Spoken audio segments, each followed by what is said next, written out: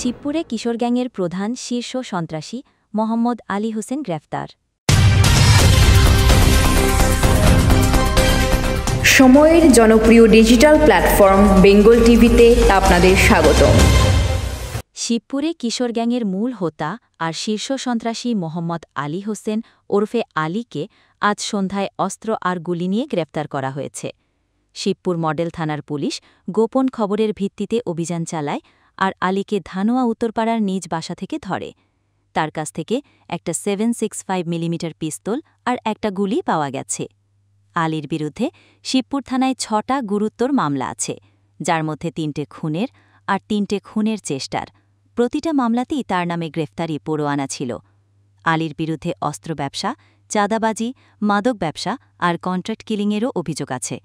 Police জানিয়েছে তার বিরুদ্ধে নতুন অস্ত্র আইনে মামলা করা হচ্ছে। আলীর গ্রেফতারের পর শিবপুরের মানুষ স্বস্তি পেয়েছে। পুলিশ জানিয়েছে তারা আরও খোঁজখবর নিচ্ছে আর এই চক্রের অন্যদেরও ধরার চেষ্টা করছে।